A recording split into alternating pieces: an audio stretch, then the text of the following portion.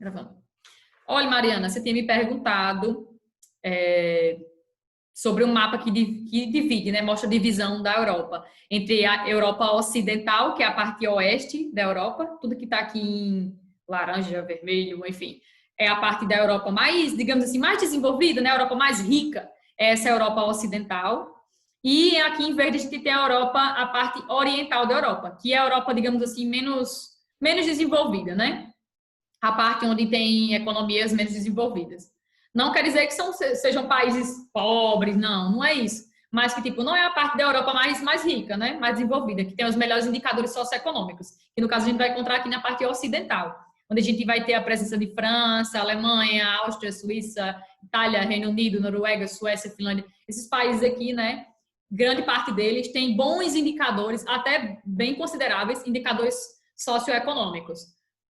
Contam com grande economia, com um setor industrial bem diversificado, né, com grandes produções industriais, grandes exportações, grandes diálogos comerciais com o mundo inteiro e com a Europa também. Então, vamos começar. Eu coloquei aqui o livro para facilitar a minha vida e a de vocês. Vamos ver meu WhatsApp só um pouquinho. Vamos por aqui. Aqui tem um livro. Deixa eu dar outro zoom que fica mais fácil para vocês verificarem. Pronto. Aqui eu tenho um mapa da Europa, obviamente, mas não está com a divisão, né? Eu já mostrei a divisão, mas eu mostro de novo em outro momento. Se vocês prestarem atenção, o continente europeu, ele praticamente está no hemisfério norte, todo o continente europeu está no hemisfério norte. Por quê? Porque está acima da linha do Equador, então todo o continente europeu está no hemisfério norte. E em relação a porção aí de terra do continente europeu, a gente vai ter no continente europeu 2 países que são transcontinentais, ou seja, que tem território tanto na Europa quanto em outro continente. No caso é a Rússia, né, que tem a parte europeia, a menor parte da Rússia é europeia e a maior parte da Rússia é asiática. A Rússia é um país transcontinental, assim como a Turquia, aqui ó, a Turquia também é um país transcontinental, porque parte da Turquia, né, a parte da Turquia ocidental está dentro da Europa e a parte oriental está dentro da Ásia. Também é um país transcontinental. Mas, tirando essa parte da Rússia aqui da Europa, o continente europeu é um continente pequeno, não é um grande continente, né? Naquela escala lá de maiores continentes do mundo, a gente vai ter como penúltimo continente, ou seja, ele só é maior do que a Oceania, né? Mas todos os outros são maiores do que a Europa. Então, o continente europeu não é muito grande, não é um vasto continente em terras, não. Existem alguns limites aqui que separam o continente europeu do continente asiático, como, por exemplo, aqui não está mostrando bem direitinho, mas nesse outro mapa tá, ó. Que esse aqui é o mapa físico, né? Vai mostrar a questão do relevo, né? Da altitude do relevo e também de outras unidades aqui do relevo. Enfim, já tinha falado de relevo, né? Subtens. Então, vamos lá. Limites que separam a Europa, o continente europeu, da África. De África? Da Ásia. Hoje eu tô assim, toda trocando as coisas. Sim, Montes Urais, ó, Montes Urais, que é uma área elevada, né, do terreno. Montes Urais é uma das áreas que separam aqui a Europa da Ásia. Aí o Rio Ural também é outro divisor. O Mar Cáspio é outro divisor. Aqui tem um grande conjunto de montanhas, que é as montanhas do Cáucaso. Também é outra área que divide a Europa da Ásia. E o Mar Negro também é um outro grande divisor, que divide a parte europeia da parte asiática. Certo? Professora, falei dos divisores, agora vamos falar de outra coisa. Professora, dizem aí que, na verdade, Europa e Ásia é um grande bloco de terras. Verdade, é um grande bloco de terras. Na verdade, a gente nem poderia dizer que a Europa seria um continente, porque tudo isso aí, tanto a Europa quanto a Ásia, é como se fosse um grande bloco de terras. Mas, ao longo da história da humanidade, as pessoas que se concentraram aqui no continente europeu e as pessoas que se concentraram lá no continente asiático construíram civilizações diferentes, com história diferente, com costumes diferentes, com línguas diferentes, com crenças diferentes. Então, tipo, são realmente povos diferentes, né? Povos diferentes. Agora, em relação ao aspecto físico, se você parar para analisar, a Europa, ela é como se fosse uma península da Ásia. Olhe no mapa do mundo, vê se facilita a vida de vocês. Ó, a Europa é isso aqui, né? Ó, a Europa é isso aqui é a Ásia. Mas repare que elas estão interligadas, é um grande bloco só de terras. Então, é como se a Europa ela fosse basicamente uma península da Ásia. Ou seja, o que seria uma península, professor? Explica aí que eu não sei. Lembra aí de novo. Uma península é uma porção de terras cercada de água por todos os lados. Repare que a Europa realmente é cercada de água por todos os lados, exceto um lado. Toda a península ela faz conexão com uma grande porção de terras de um dos seus lados. No caso aqui, ó, na parte leste, né, ela se conecta aqui com a Ásia. Então, é como se realmente a Europa ela fosse uma península da Ásia. Mas, todavia, entretanto, contudo, vocês vão ver que na Europa eles realmente vão ter um tipo de cultura diferente, linguagens diferentes, um modo de se viver diferente, de organização socioeconômica diferente da Ásia. Por isso que a gente vai ter aqui realmente 2 continentes. A gente vai contar como se fossem 2 continentes. Mas do ponto de vista físico, é um enorme bloco de terras. Certo? E a Europa, ela atua como se fosse realmente uma península da Ásia, porque ela é uma porção de terra cercada de água por todos os lados, exceto por um lado aí que ela se conecta com uma extensão de terra maior, que no caso é a Ásia. Espero que tenham entendido isso aí. Deixa eu ver se falta outra coisa da parte cultural. Falei de tudo da primeira página, agora vamos falar relevo e hidrografia, né? Pronto, já estou no mapa de relevo e hidrografia, mas deixa eu ver se eu preciso falar mais de alguma coisa disso aqui. Esse mapa está mostrando os países, tem em torno de 42 países no continente europeu, né? É um continente pequeno, mas tem grandes quantidades de países. Embora eles tenham uma cultura realmente ali que caracteriza esses povos dentro da Europa, a gente vai ter sim uma certa diversidade em relação a hábitos, a costumes, falas também diferentes do continente europeu, um modo de vida diferente em alguns locais também. E por aí vai. Eu estou sendo rápida para ver se eu consigo terminar esse tema nessa aula. Eu vou tentar. E aqui eu tenho um mapa falando um pouquinho sobre o relevo, né? Relevo é o quê, professora? Relevo é as formas variadas da nossa superfície terrestre. A gente tem o macro-relevo e o micro-relevo. Alguém falou no bate-papo? Quem falou no bate-papo? Professora, a pesquisa vai ser para apresentar ou enviar pela plataforma? Eita, que pesquisa eu passei? Me lembrei. Professora, aquela pesquisa A do Eco 92. Oi? O protocolo de Kyoto, Eco 92, Agenda 21. Mais 20. Sim, rapaz, é mesmo. Vocês fizeram? Eu fiz. Não sei. Não pesquisei, né? A gente decide isso depois, viu? Já. Mas não pode passar batido, não. Eu tenho que fazer isso com vocês. Eu vou encontrar um tempo para fazer isso com vocês. Não se preocupe, não. Então, aqui eu tenho o mapa do relevo. O relevo são as formas variadas da superfície terrestre. Existem 4 grandes feições do relevo no mundo inteiro, que é chamada de macro-relevo, que são planalto, planície, depressão e montanhas. No continente europeu, a gente vai encontrar todos eles. Todos esses tipos de relevo do macro-relevo. Essas grandes feições aí, né? Grandes quantidades de montanhas, de planalto, planície, depressão e... Faltou algum? Faltou não, né? Faltou todos? Enfim, a gente vai encontrar o macro-relevo aqui e vai encontrar outros tipos de relevo que são menores, que é o micro-relevo. Mas, em suma, o que é que a gente precisa falar aqui em relação ao relevo do continente europeu? A gente vai encontrar montanhas aqui, tanto montanhas mais antigas quanto montanhas mais jovens, né? Como, por exemplo, essa parte norte, onde a gente vai encontrar os Alpes escandinavos, e essa parte leste aqui, onde a gente vai encontrar os Montes Urais, são áreas de montanhas, áreas bem consideravelmente elevadas. Mas a gente vai encontrar aqui montanhas mais antigas. Professor, o que seria uma montanha antiga? Montanha antiga é porque elas se formaram há um tempo mais antigo, obviamente, da história da Terra. A gente sabe que a Terra tem em torno de 4,5 a 4,7 bilhões de anos. Então, quando eu digo que uma montanha antiga, é porque ela se formou, né, num tempo mais antigo da história do nosso planetinha. E quando eu digo que uma montanha é recente, ela é jovem, é porque ela se formou há pouco tempo em relação aí à história da Terra, tipo há poucos milhares de anos. Aí ela é considerada uma montanha jovem, certo? Montanhas jovens são bem mais elevadas do que montanhas antigas. Professora, por que montanhas jovens são mais elevadas, têm maiores altitudes? Tipo assim, distância em relação ao nível do mar. Por que elas são mais altas? Porque, obviamente, como elas se formaram há pouco tempo, na história recente do nosso planetinha, elas não foram tão erodidas, ou seja, tão desgastadas ali pela ação dos ventos, da chuva, da temperatura e por aí vai.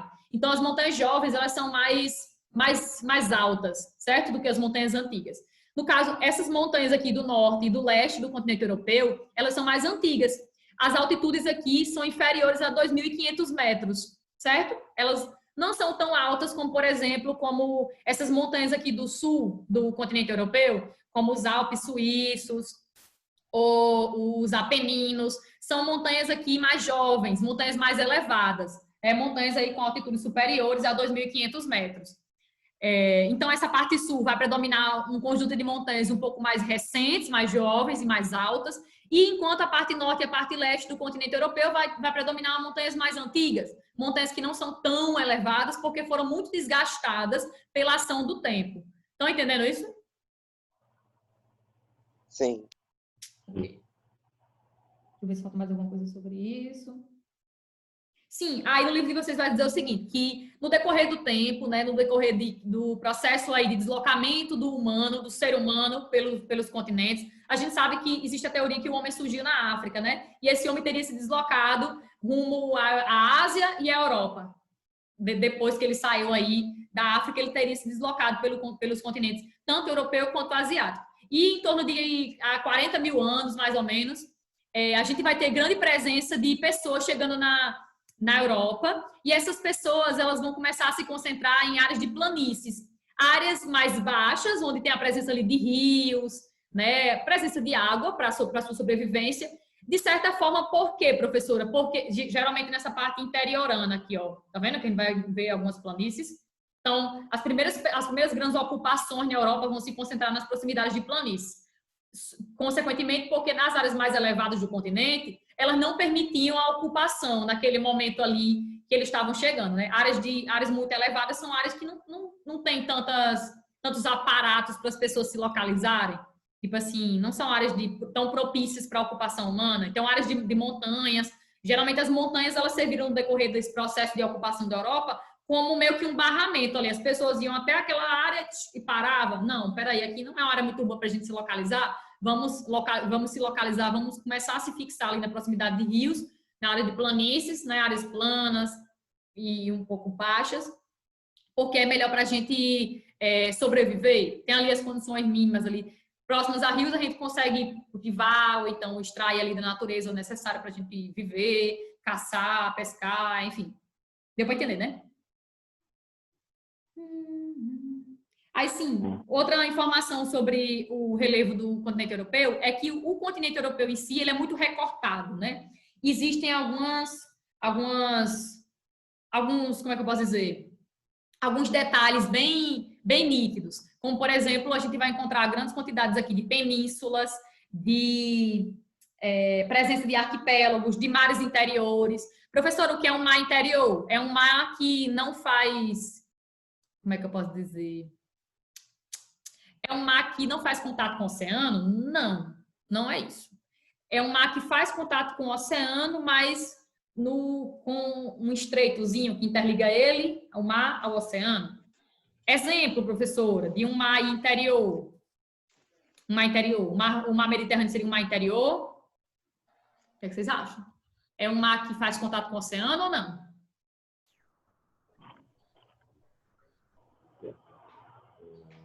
O mar Mediterrâneo, ele faz contato com o oceano Atlântico?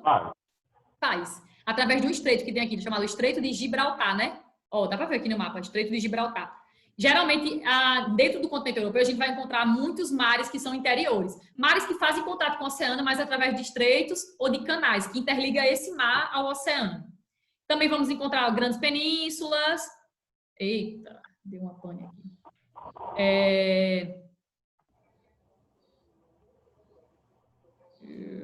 Peraí.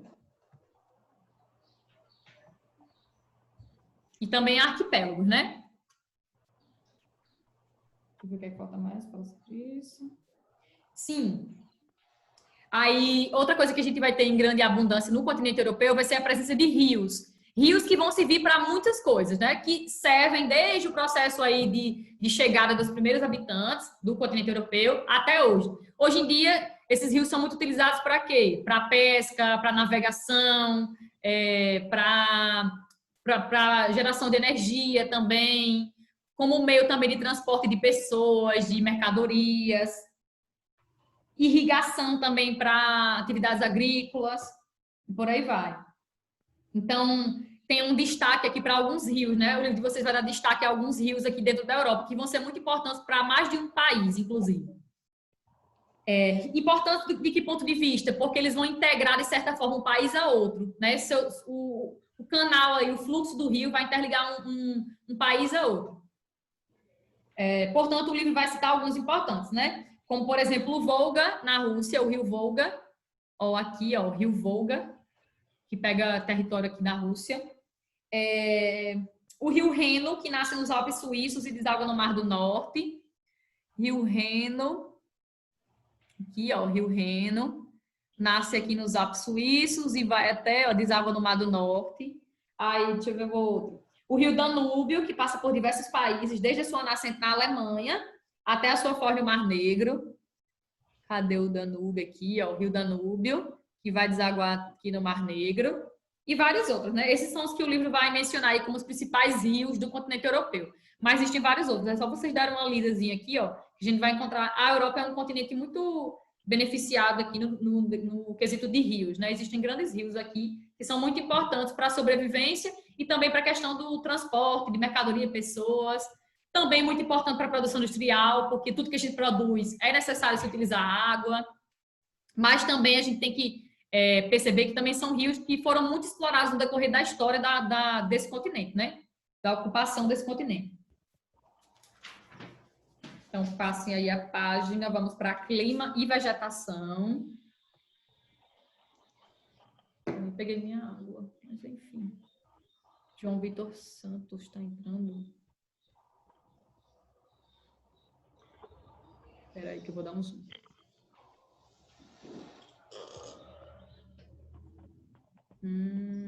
Clima e vegetação. Você sabe que boa parte do continente europeu está dentro da zona temperada, né?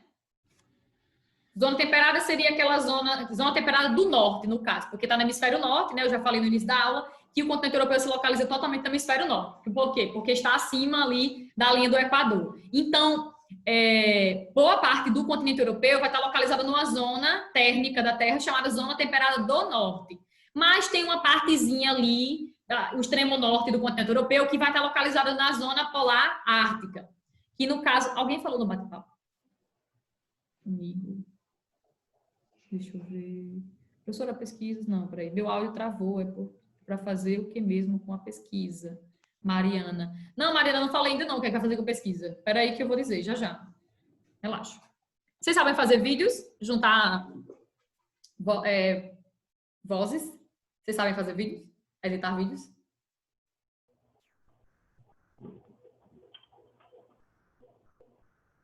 Como assim? Juntar os vídeos? Juntar a parte de Wilton com a parte de Ronaldo, com a parte de João Antônio, vocês sabem juntar? Fazer um vídeo só? Eu não sei, não. Dá para aprender, né? Que é isso que eu tô pensando em fazer. Mas a gente conversa no final da próxima aula, relaxa, vai dar certo. Eu também não sei, Gabriel tá dizendo. Seria interessante, tipo, juntar assim, um grupinho de pessoas, de alunos que sabem, um que sabe, ali uns que não sabem, né?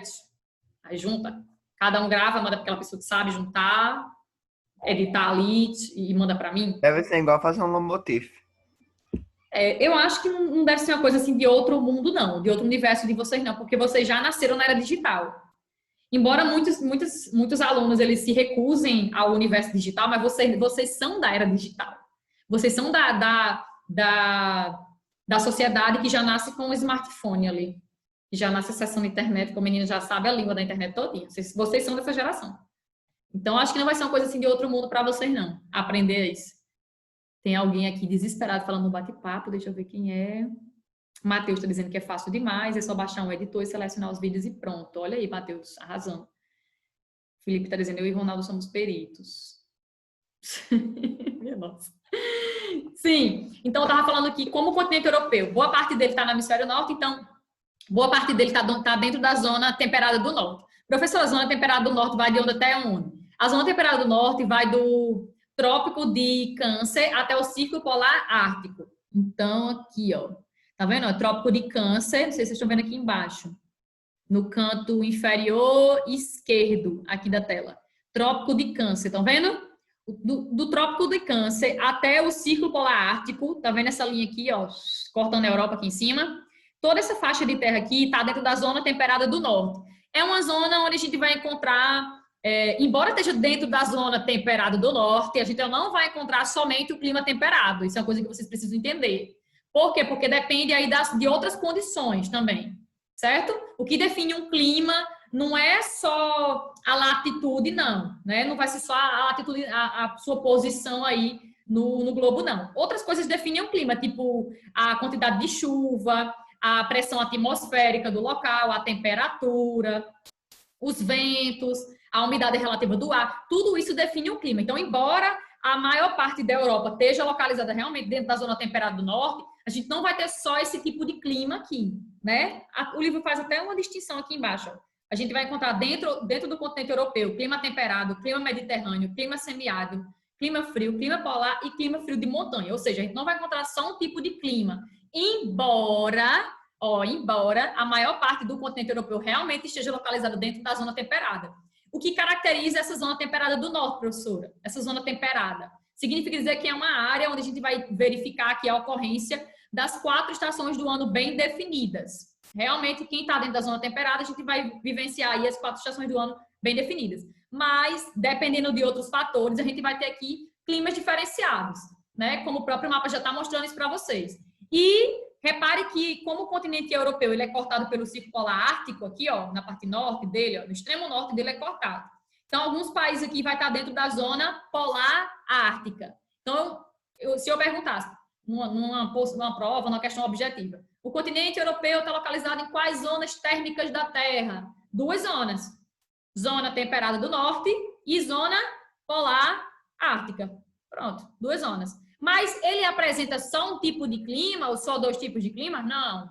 Por quê? Porque depende de outros fatores, né? E aí ele vai apresentar mais ou menos aqui, ó, 3, 4, 5, 6 tipos de clima, né? Diferenciados dentro do continente. 6 tipos de climas.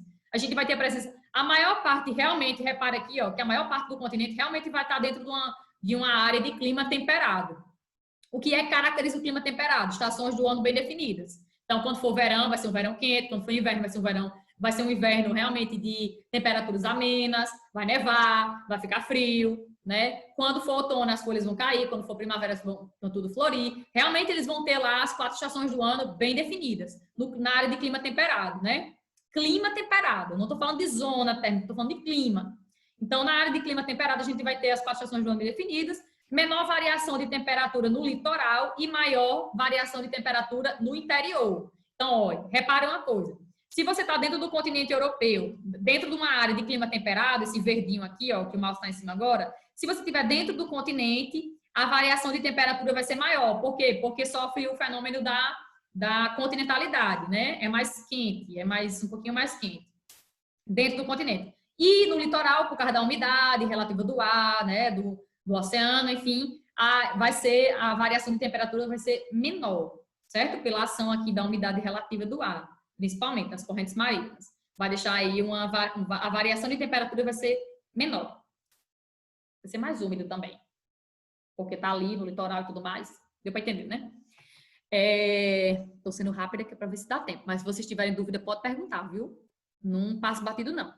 Clima mediterrâneo, onde é que a gente vai encontrar clima mediterrâneo? Obviamente, nessa parte aqui, ó, próxima ao mar Mediterrâneo, né? Eita, espera aí. Vocês vão ter que esperar um pouquinho, porque meu notebook tá querendo falecer agora, nesse exato momento. Preciso pegar... Mas falta quantos minutos nessa aula? 7? Não, acho que dá tempo. Eu pego na próxima aula, com uns 10 minutinhos. É porque a minha tela ficou clara aqui, de repente eu achei que fosse desligar.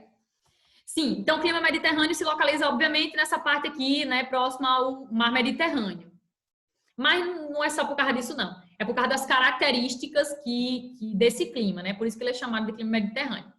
O clima mediterrâneo vai ter temperaturas mais amenas, verões secos e invernos chuvosos. Verão, geralmente o verão é um período de mais chuvas, né? Mas no clima mediterrâneo, não. No clima mediterrâneo, o verão é seco e o inverno é que vai ser realmente chuvoso. Clima semiárido. Vai ter clima semiárido aqui também, ó. Clima semiárido aqui no uma corzinha bem clarinha, tá vendo? Clima quente e seco. No caso, o clima de Caicó é o clima semiárido. Essa parte aqui, ó, a gente vai ter clima semiárido. É um clima quente e seco, geralmente com baixa precipitação, entre 250 milímetros a 499 milímetros por ano, chove pouco, né? Bem pouco. As chuvas são irregulares e mal distribuídas, geralmente, do clima semiárido. Clima frio, a gente vai ter aqui 3 tipos de clima, né? Basicamente, climas frios. O clima frio, o clima polar e o clima frio de montanha. O clima frio de montanha já dá para saber que ocorre, né, em áreas de montanha, ocorre em áreas de elevada altitude, ou seja, áreas muito altas no continente, apresentam baixas temperaturas o ano todo, tá? Aqui nesse azulzinho, né? Esse azul mais forte. Onde é que a gente vai encontrar? Naquelas regiões onde tem Alpes, né? Alpes escandinavos, Alpes suíços, na região aqui do Cáucaso, nessa região aqui também. Não, tem não. Eu tô confundido. Tem não.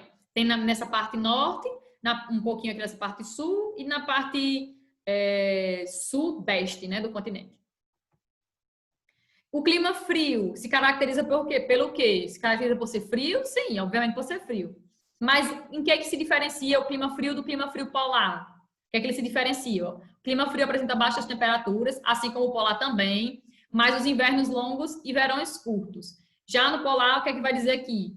A temperatura, geralmente, anual é abaixo de 10, menos de 10 graus Celsius. Isso não acontece no clima frio, não é tão frio desse jeito. E a precipitação de neve em todas as estações, ou seja, inverno, verão, outono, primavera, tudo vai ter aí precipitação em forma de neve. Já no clima frio, o que caracteriza o clima frio? Baixa temperatura, invernos longos e verões curtos e precipitação em forma de neve. Mas a temperatura anual é diferenciada. Que mais? As estações do ano aqui não são somente constituídas de estações muito frias, também tem um pouquinho a presença aí do calor do verão, enfim. Faltou mais alguma coisa? Não, né? E agora falta a parte de vegetação do continente. Mas vocês estão entendendo? Sim. Pode tomar água. Esqueci de botar água aqui. Oh, God. Sim, então, por ter um continente aí com climas diferentes, né, a gente vai ter também, o clima é um dos fatores que vai demarcar o tipo de vegetação. Tipo, o tipo de vegetação de Caicó é caatinga. Mas por que o tipo de vegetação de Caicó vai ser caatinga? O clima atua nisso, em fazer com que a vegetação seja adaptada à escassez de água, de chuva. A vegetação tem um aspecto, muitas vezes, morta. Muitas vezes a gente olha para a nossa vegetação e acha que ela está morta ali, né? Porque, na verdade, ela está tentando sobreviver, ela está hibernando, tentando sobreviver ao máximo ali com a água que ela retém do solo, do subsolo, para sobreviver. Mas não, ela não está morta. Ela está só esperando ali quando voltar a chover, começar a chover.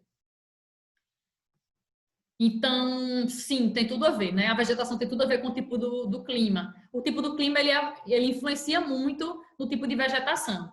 Então, no continente europeu, a gente vai ter basicamente 1, 2, 3, 4, 5, 6, 7 tipos de vegetações bem nítidas. A tundra, que vai se localizar numa área de clima frio, opa, saiu.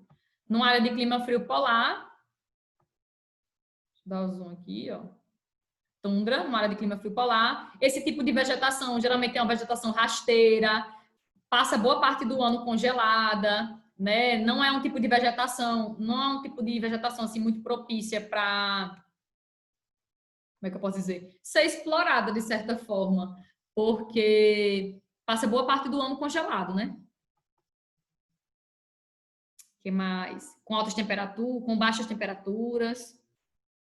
Floresta boreal, que é a floresta de coníferas, também chamada de taiga, que se localiza nessa parte aqui, de clima frio, né? Uma transição aí de clima frio para um clima temperado. A taiga vai ter a grande presença daqueles pinheiros, né? Floresta de coníferas, porque as árvores são em forma de cones. Sabe a árvore de Natal? Ali é um tipo de pinheiro, né? É um pinheiro. Então, seria desse tipo de floresta aqui, de floresta boreal, floresta de coníferas. É um tipo de floresta muito devastada pelo tempo, através do tempo, na verdade, por causa do ser humano, que retira essa vegetação para a produção, sei lá, de madeiras, de papel, né? Retira a celulose. Floresta temperada e subtropical, que é a floresta localizada numa área de clima temperado, obviamente. Essa floresta aqui, como está localizada nessa parte central do continente, é uma das partes mais povoadas, de certa forma, do continente, é uma floresta muito devastada pela ação do tempo, estou dizendo tempo histórico, né? Pelo ser humano. É uma floresta rica, mas que com o tempo foi muito desgastada, né, por ações humanas, seja para retirada para o plantio ou para ocupação de casas de residência, de atividades comerciais, enfim, uma floresta muito devastada. A gente tem vegetação de deserto, nessa área aqui que é semiárida, né, vegetação de deserto, que é uma vegetação totalmente adaptada ao tipo de clima, onde esse tipo de clima ele tem geralmente uma grande amplitude térmica diária, variação de máxima e mínima temperatura por dia. A vegetação é adaptada à escassez de chuvas, né? O volume de chuvas que é muito pouco. Se é pouco, né? Enfim, pouco. E, como é que eu posso dizer? Não é uma vegetação muito